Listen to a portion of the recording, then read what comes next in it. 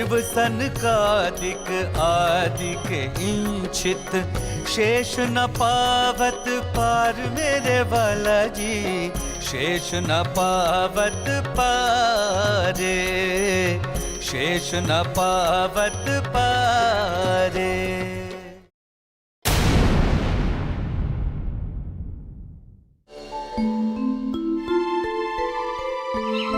मैं कौन हूँ? कहाँ से आया हूँ? मेरा निज स्वरूप क्या है? सच्चिदानंद परब्रह्म कहाँ है? कैसा स्वरूप है उनका? और उन्हें पाने का वास्तविक मार्ग क्या है? तारतम ज्ञान के अखंड प्रकाश में इन प्रश्नों का अनायास ही समाधान प्राप्त हो जाता है। लहराते हुए महासागर की अथाह जलराशि में जिस प्रकार असंख्य बुलबुले पैदा होते हैं और तत्क्षण उसी में लीन हो जाते हैं, उसी प्रकार महामाया से असंख्य लोग पल पल में प्रकट होते हैं और उसी की गोद में समाप्त हो जाते हैं। और इसी महाशून्य में प्रकट होता है आदि नारायण का स्वरूप, जो अक्षर ब्रह्म का स्वाप्निक मन होता है। संपूर्ण सृष्टि का संचालक यही है। इसी की चेतना का प्रतिभास सभी प्राणियों के रूप में दृष्टिगोचर होता है। संसार के अधिकांश मनुष्यों का प्रायः यही आराध्य देव है और इससे परे ये योग माया का अखंड मंडल है, जहाँ अक्षर ब्रह्म अपनी अखंड एवं चैतन्य प्रकृति के साथ क्रीड़ा करता है। ये अद्वैत भूमिका है। यहाँ के कण कण में चैतन्यता, अखंडता एवं ब्रह्म रूपता के दर्शन होते हैं। ये वेदों में चतुष्पाद विभूति के रूप में वर्णित हैं। भगवान शिव, महाविष्णु, संकादिक, शुकदेव आदि की ध्यान क्रीड़ा का यही स्थान है। किंतु इस योग माया मंडल से परे वो स्वलीला, अद्वैत, अनादि, अनंत परम धाम है।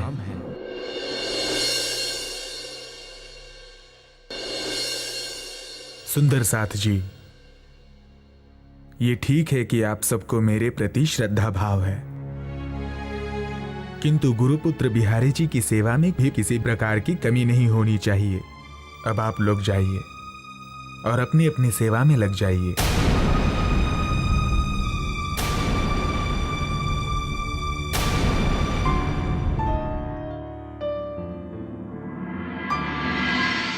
हे बिहारी जी महाराज, अब मैं वो कार्य करना चाहता हूं जिसके लिए मैंने विशेष रूप से आपको यहां बुलाया है। मैं समझा नहीं, कौन से कार्य की बात कर रहे हैं आप?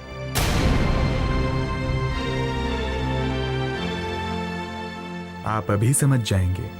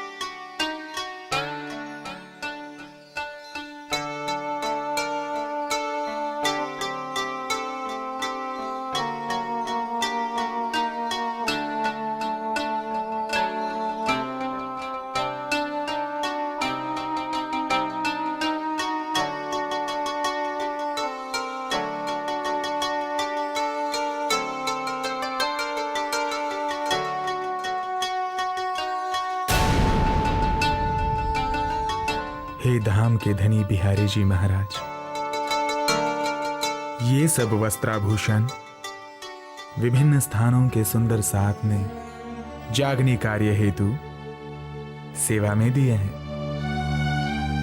हमने अपने पहने हुए वस्त्रों को छोड़कर बाकी सब कुछ आपके चरणों में अर्पित कर दिया है। हे धाम धनी बिहारी जी, कृपया इन्हें स्वीकार कीजिए।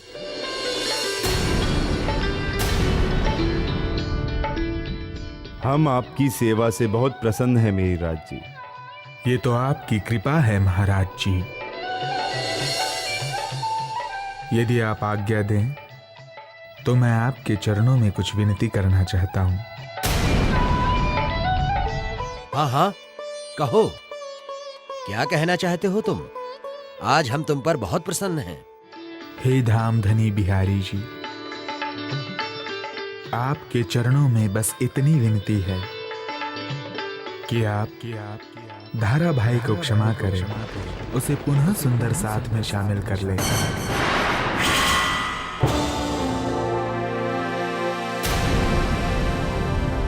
ये किसका नाम ले लिया आपने?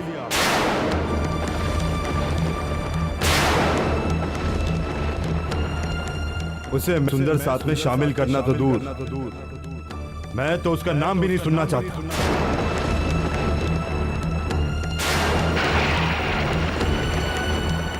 किंतु महाराज जी, धारा भाई आपके प्रति बहुत ही श्रद्धा और पूज्य भाव रखता है। जब आप मंडई बंदर में उतरे तब वो दौड़ा दौड़ा मेरे पास आया और आपके आने की शुभ सूचना दी। तब मैंने भी खुश होकर उसे वचन दे दिया कि मैं आपसे प्रार्थना कर उसे पुनः सुंदर साथ में शामिल करवाऊंगा। इस प्रकार मैं उसका ऋणी हो गया हूं। अतः आपसे प्रार्थना है कि कृपया उसे अपने चरणों में स्थान दे। असंभव, उसे मैं सुंदर साथ में कभी शामिल नहीं करूंगा। उस तुच्छ आदमी ने जो अपराध किया है वह क्षम्य है। वो तो हमें मिटाकर स्वयं धामधनी बनना चाहता था। इसलिए आप कभी भी मेरे सामने उसकी अर्जी ना करें, यह मेरा हुक्म है। किंतु धारा भाई ने तो सब सुंदर साथ के कहने पर चर्चा की थी। इसमें उसकी कोई गलती नहीं है, और यदि उसकी गलती मान भी ली जाए तो भी उनकी पत्नी और बहन का क्या दोष है? वे बेचारे गरीब हैं और निष्कासित होकर साल भर से दारुण दुख भोग रहे हैं। कृपया उन पर दया कीजिए। व्यर्थ में बहस करने से कोई फायदा नहीं। हमने जो कह दिया सो कह दिया। यदि आप 100 बार भी ये बात कहेंगे तब भी मेरा जवाब यही होगा कि धारा भाई को मैं सुंदर साथ में कभी भी शामिल नहीं करूंगा।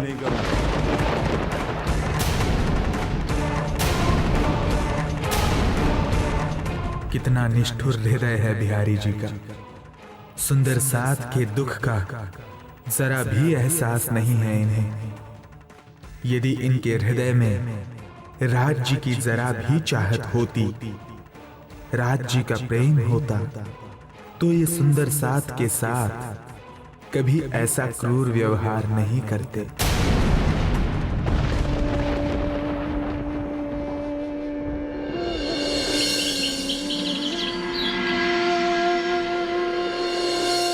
हिम्मत मत हारो धारा भाई, मैं एक बार फिर प्रयास करूंगा। श्री राज जी ने चाहा तो बिहारी जी अवश्य मान जाएंगे। नहीं प्राणनाथ जी, अब उनके मानने की कोई संभावना नहीं है।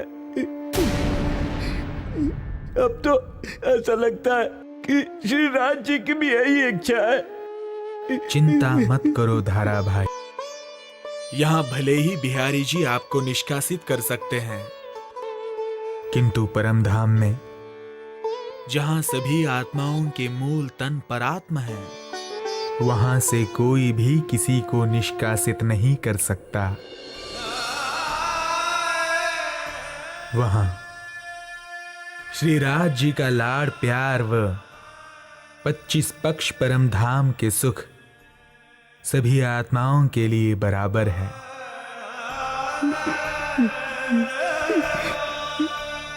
ये मेरे प्राणनाथ श्री जी साहेब,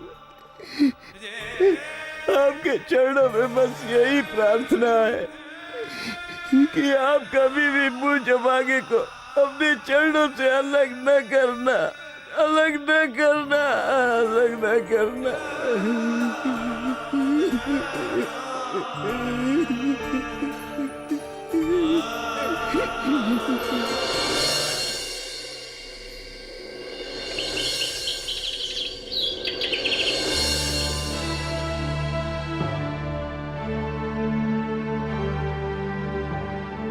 प्रणाम।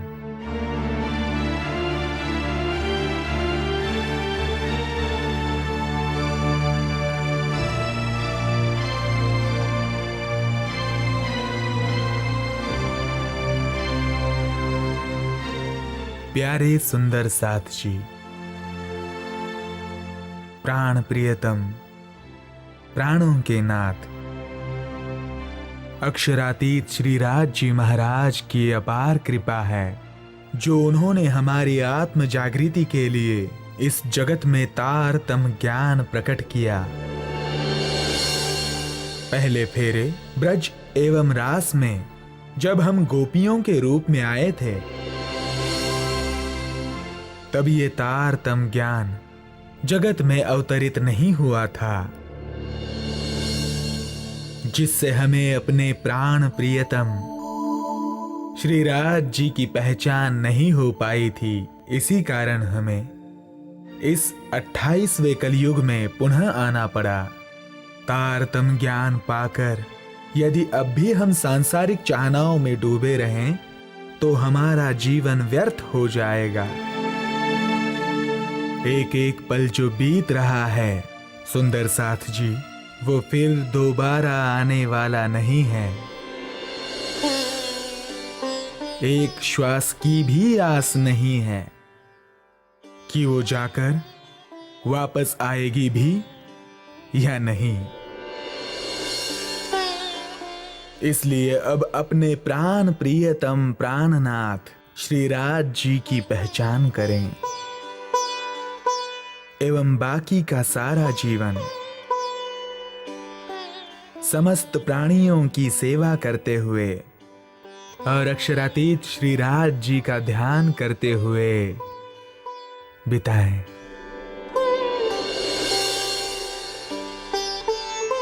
इंद्रावती कहे दिल दे दे, जिन गुण किए सो ए रे ए, तेरे कहे ना होए सो केहे रे केहे। लाभ लेना होए सो ले रे ले, माया सो कीजे नारे ना, नाबूद फेरा जिन खारे खा, धनी के चरणे जा रे जा, ऐसा न पावे दारे दा,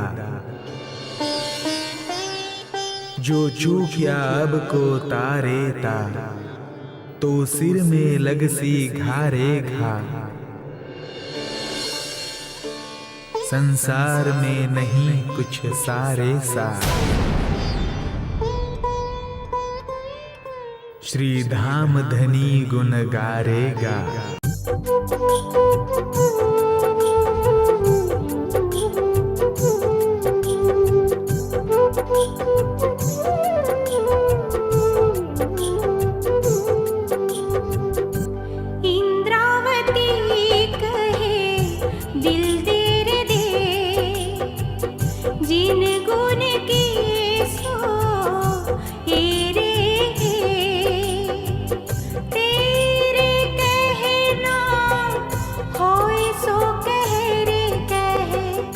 लाभ लेना होए सो ले रे ले।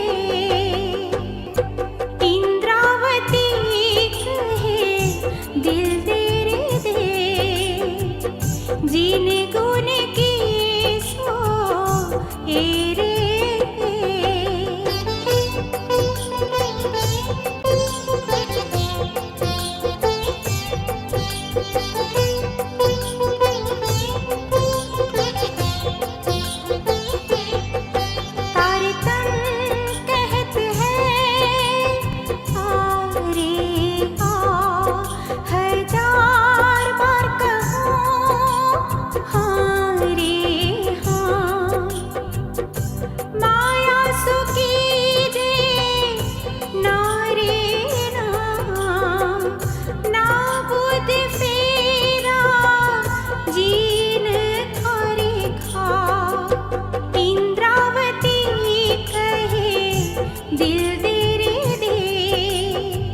लाभ लेना होए सो ले रे ले।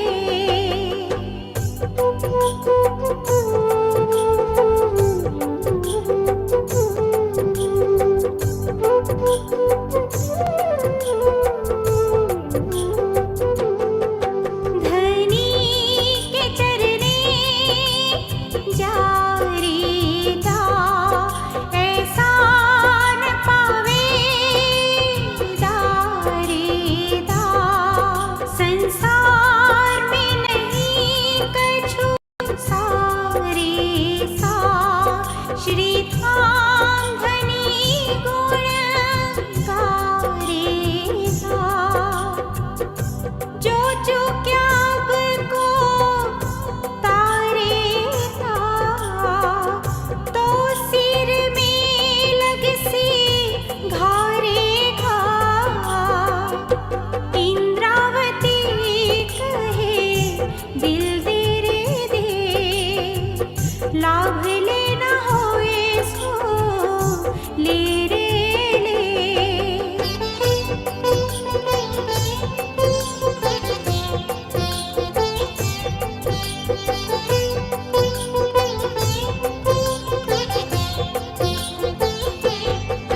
लीजो मूल को भारे भाव, जिन छोड़े अपना चाहो रे चाहो।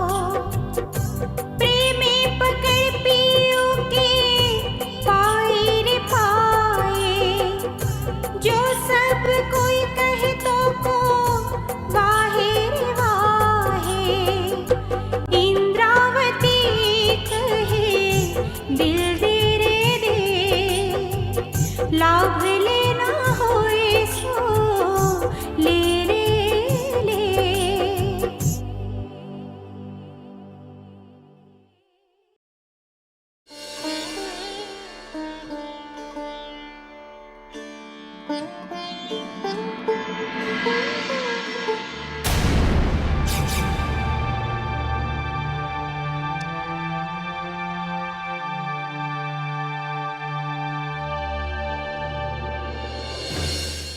महाराज जी, ये तो सब गलत हो रहा है, जरा देखिए। अरे क्या हो रहा है, कुछ बोलेगा भी? सब सुंदर साथ मिहिरराज जी के चरणों में सर झुकाकर प्रणाम कर रहे हैं। ये तो ठीक नहीं हो रहा है बिहारी जी महाराज। इस तरह उनकी चर्चा सुन सुन कर तो सब उनके वश में हो जाएंगे। फिर कौन आपको मानेगा, कौन प्रणाम करेगा आपको? तुम सही कह रहे, मुझे किसी तरह इसकी चर्चा रुकवानी होगी, वरना मैं तो नाम का गादीपति रह जाऊंगा।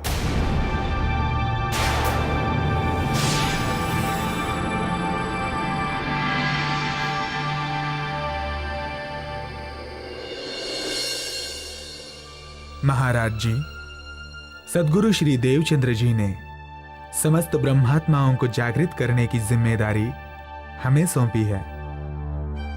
इसलिए मेरा विचार है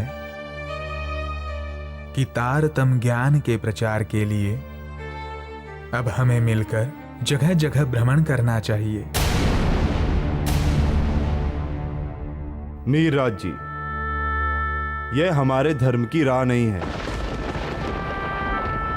कि घर द्वार छोड़कर बैरागी बनकर हम जगह जगह धक्के खाते फिरें।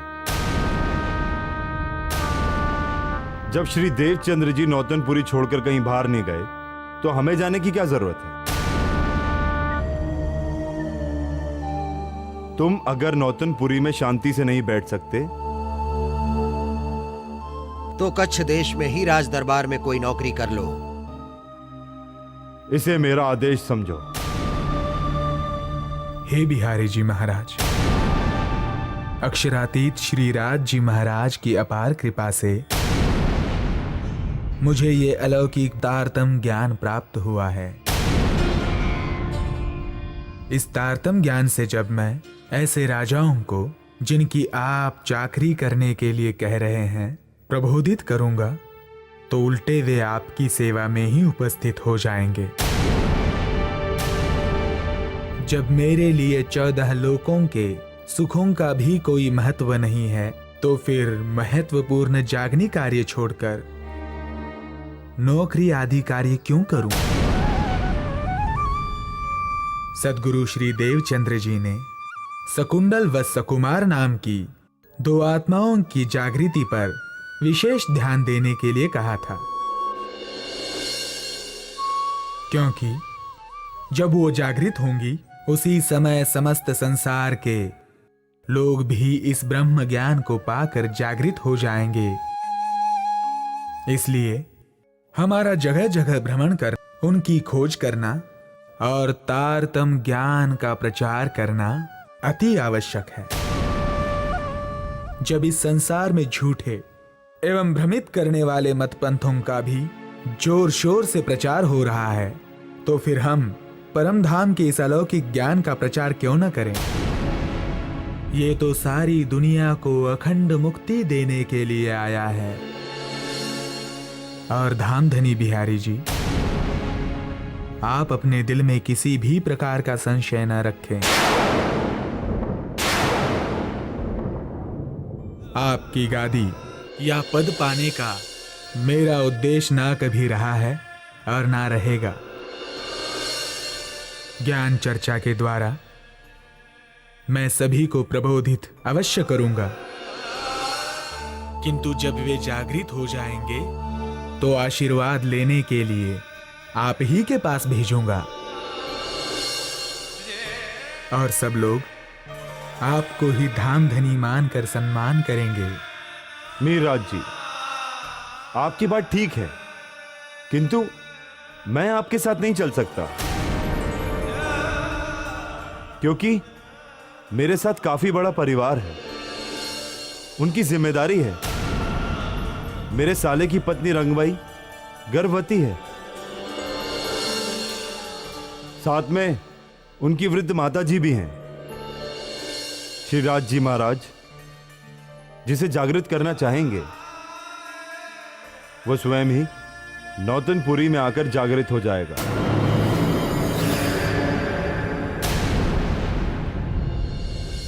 इस प्रकार लगभग 1.5 महीने तक श्री प्राणनाथ जी और श्री बिहारी जी के बीच बातचीत का दौर चलता रहा। धारा भाई सहित अन्य जिन जिन सुंदर साथ को बिहारी जी ने धर्म से निष्कासित किया था उन्हें वापस सुंदर साथ में शामिल करने की विनती भी होती रही, किंतु बिहारी जी ने निष्ठुरता पूर्वक सबकी प्रार्थना ठुकरा दी।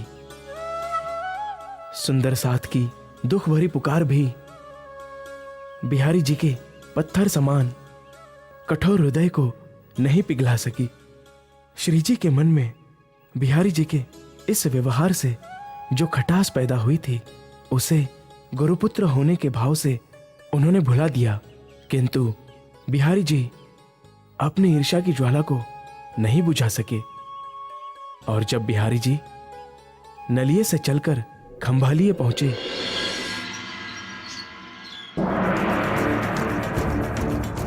इस धन के बदले तुम्हें बस इतनी सी खबर राजा तक पहुंचानी है कि मिहिरराज खंभालिया आने वाला है।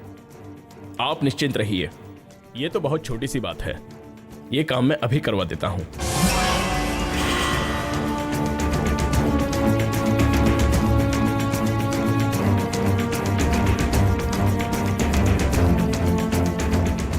मैं कुछ समझा नहीं बिहारी जी महाराज कि आपने उसे इतना सारा धन आखिर क्यों दिया। क्योंकि खंबालिया का राजा मीरराज से बहुत शत्रु भाव रखता है। जब मीरराज जामनगर के दीवान थे तब राजकर के लिए खंबालिया के राजा से बहुत सख्ती करते थे।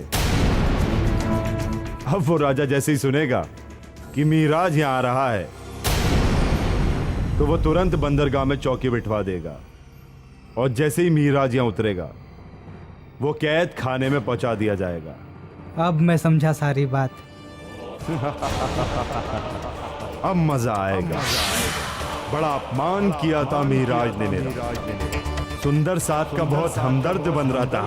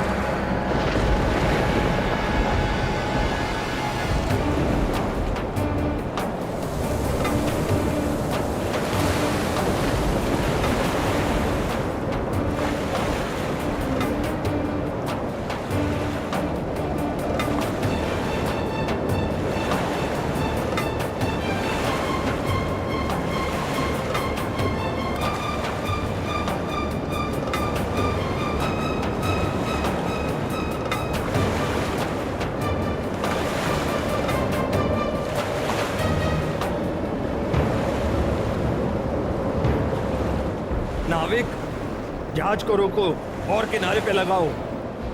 ये संभव नहीं है क्योंकि हवा बहुत ही तेज और विपरीत दिशा में चल रही है।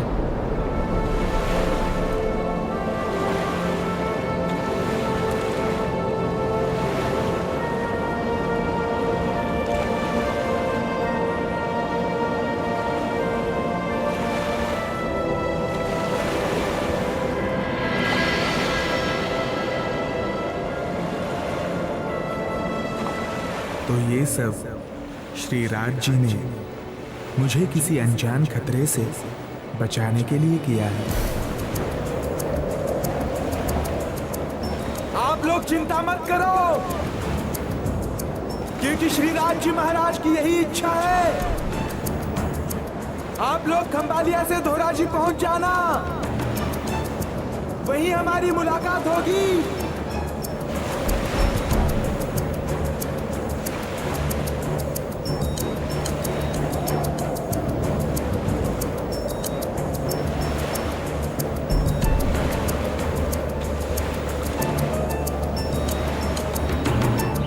आप चिंता ना करें श्री जी साहब जी, हम दूसरे जहाज की व्यवस्था करते हैं। हम शीघ्र ही प्रस्थान कर सकेंगे। नहीं धारा भाई, अब हम सब जलमार्ग से नहीं जाएंगे। बल्कि स्थल मार्ग से प्रस्थान करेंगे।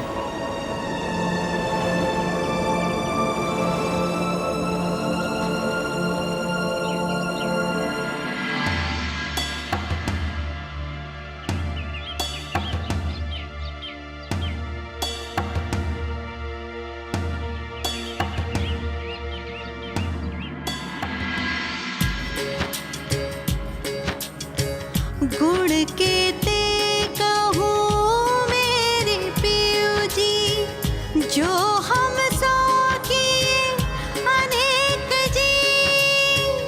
गुण के ते कहूँ मेरे पियो जी, गुण के ते कहूँ मेरे पियो जी, गुण के ते कहूँ मेरे पियो जी।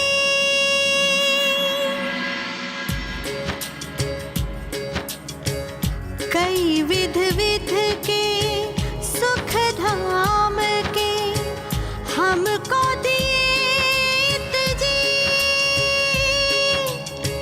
तारतम करके रोशनी कई विध करी प्राप्त जी, कई विध करी प्राप्त जी।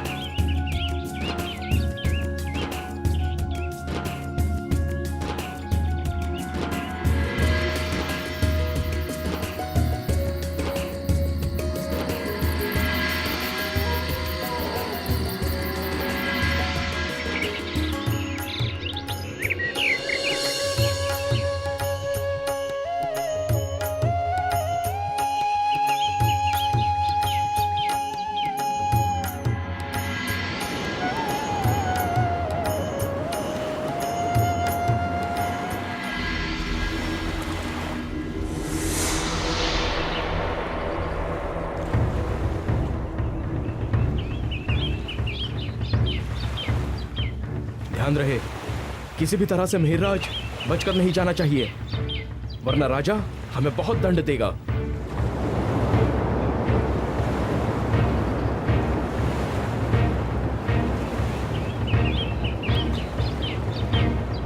सरदार, लगता है वो लोग आ रहे हैं। सब लोग छुप जाओ, जल्दी से।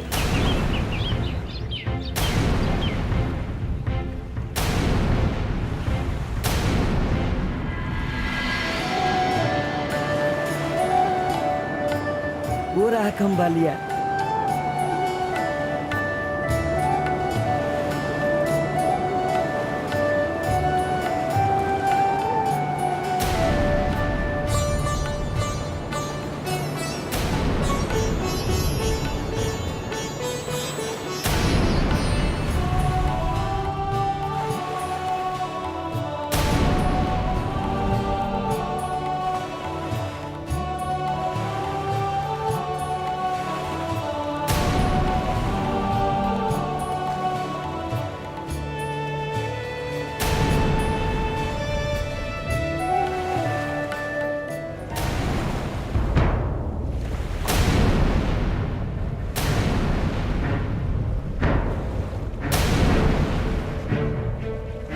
सरदार, इनमें तो मिहिरराज कोई नहीं है। तो ये लोग कौन हैं?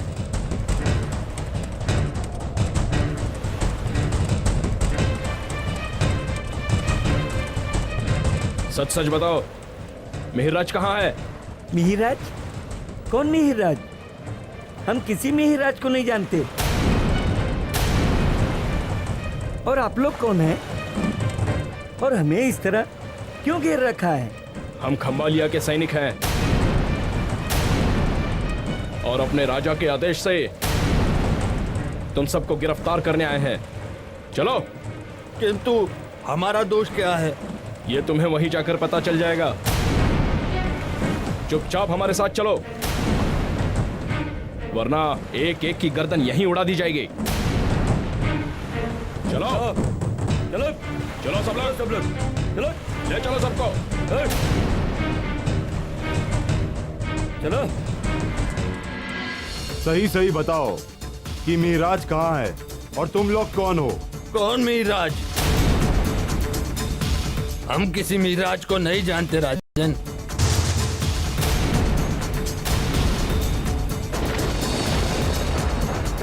ये मिहिराज की पत्नी लगती है। अच्छा, तो ये महिला कौन है? क्या ये मिहिराज की पत्नी तेज कुंवरी नहीं है? नहीं नहीं राजन, ये तो हमारी बहन है जो नलिये में रहती है। अच्छा, तो तुम सब कौन हो? हम सब ब्राह्मण यात्री हैं और हम सूरत के रहने वाले हैं। यहाँ हम अपनी भांजी की शादी में मामा होने के नाते भात लेकर आए थे और अब अपनी बहन को लेकर वापस सूरत लौट रहे हैं। समझ में नहीं आता कि आपके सैनिकों ने हमें क्यों पकड़ लिया। आखिर हमारी गलती क्या है?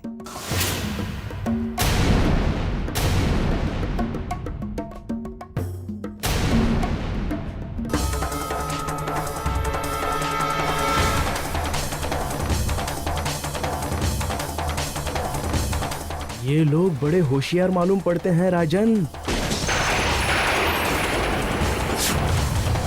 ये ऐसे सच नहीं बोलेंगे। इनसे सच बुलवाने के लिए हमें कोई तरकीब लगानी होगी। ये लोग चोटी से तो ब्राह्मण ही लगते हैं और तेज कुंवरी तो क्षत्रिय है। तो आप इस महिला से कहिए कि ये मात्र पानी में भात पकाए, क्योंकि कोई भी ब्राह्मण किसी क्षत्रिय के हाथ से बना कच्चा भोजन नहीं खाता है। तेज कुंवरी होगी तो ये ब्राह्मण कभी भी उसके हाथ से बना भात नहीं खाएंगे। ब्राह्मण यात्रियों, यदि आपकी बात सही है तो आपको इसका प्रमाण देना होगा। यदि यह महिला आपकी बहन है तो आप इससे कहिए कि यह पानी में भात पकाए। इस प्रकार यदि आप उसके हाथ का बना कच्चा भोजन खा लेते हैं तो हम मान लेंगे कि ये तेज कुंवरी नहीं बल्कि आप सबकी बहन है। इस राजा को नहीं पता कि इसने अनजाने में आज हमें बाईजू राज जी के हाथों का बना भोजन प्रसाद के रूप में खाने का अवसर दे दिया है। आज तो हमारा जीवन धन्य हो जाएगा।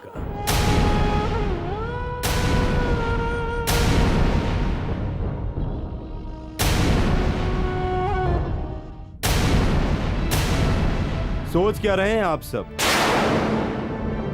कहीं ऐसा तो नहीं कि इनके हाथ से बना कच्चा भोजन खाने से आप सबका धर्म भ्रष्ट हो जाएगा? कैसी बातें कर रहे हैं राजन? भला अपनी बहन के हाथों का बना कच्चा भोजन खाने से हमारा धर्म कैसे भ्रष्ट होगा?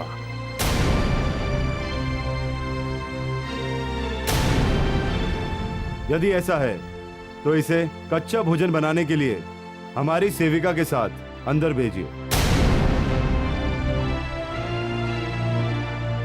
हाँ हाँ, क्यों नहीं, अवश्य। बहन, तुम सेविका के साथ जाओ और हमारे लिए पानी में भात पका कर ले आओ।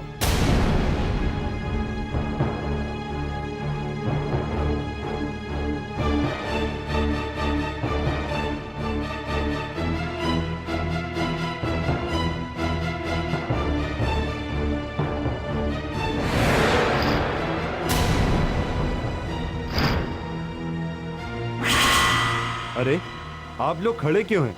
विराजिए, भोजन बनने में कुछ देर तो लगेगी ना।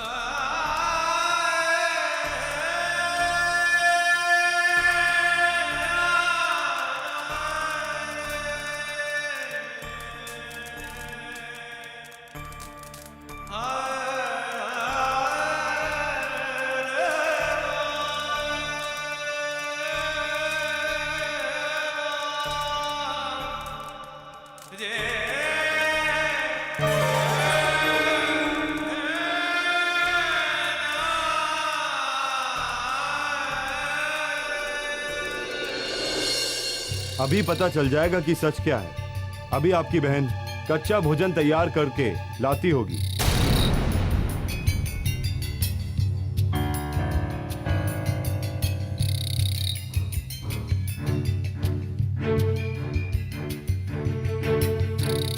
ये लीजिए, आपका भोजन भी आ गया। अब आप सब भाई भोजन करने पंक्ति में बैठ जाइए।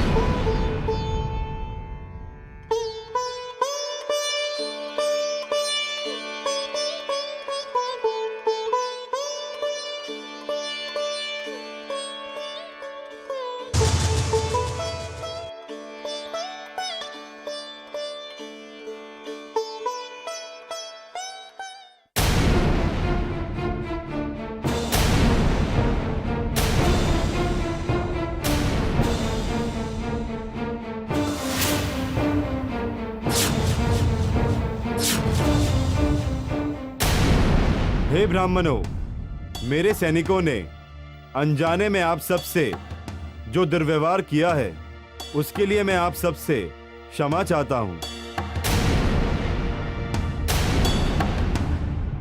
और आप सबको सत्सम्मान रिहा करता हूं।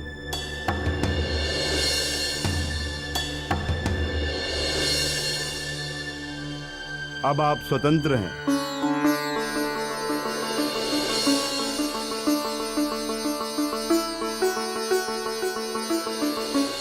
इस प्रकार श्री राज्य महाराज जी की कृपा से तेज कुंवरी जी और सुंदर साथ पर आई घोर विपत्ति टल गई।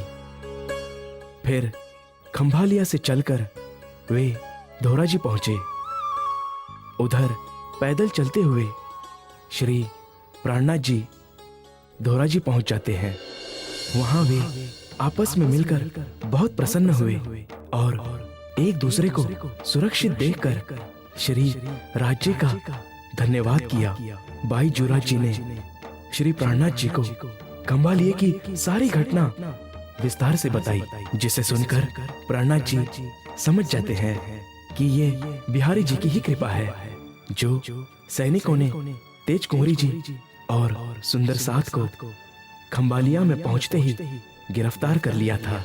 वहां उन्हें लेने के लिए प्रेम जी भाई और थावर भाई नाम के दो सुंदर साथ अपनी बैलगाड़ियां लेकर आए, जिनमें वे सभी बैठकर वहां से चल पड़े।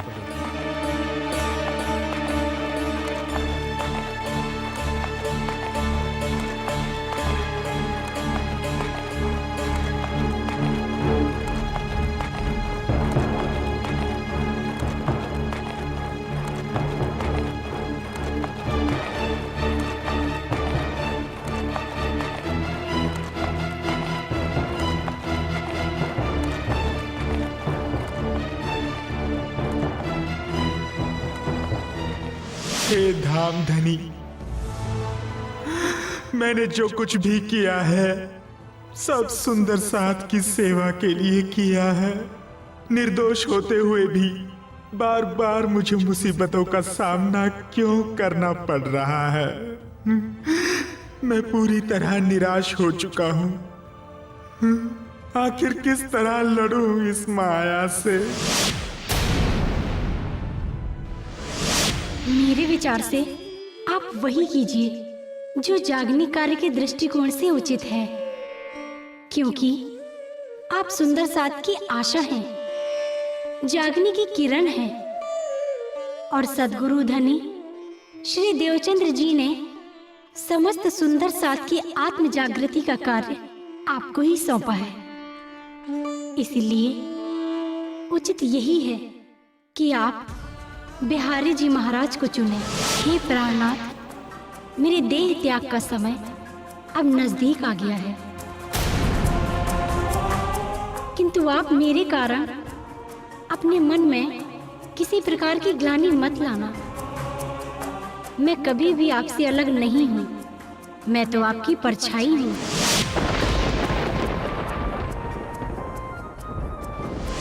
इस विरह का सारा भार मुझ पर पड़ रहा है। इस वाणी में भी सारा विरह लिखा हुआ है। इसे सुंदर साथ जितना पढ़ेंगे उतना ही भार मेरे ऊपर पड़ता जाएगा। इसलिए अब इस वाणी को यही रहने दो और अब तक जैसा उपदेश चलता आया है वैसे ही चलने दो। किंतु क्या? जब सद्गुरु श्री देवचंद्र जी ने कोई ग्रंथ लिखा ही नहीं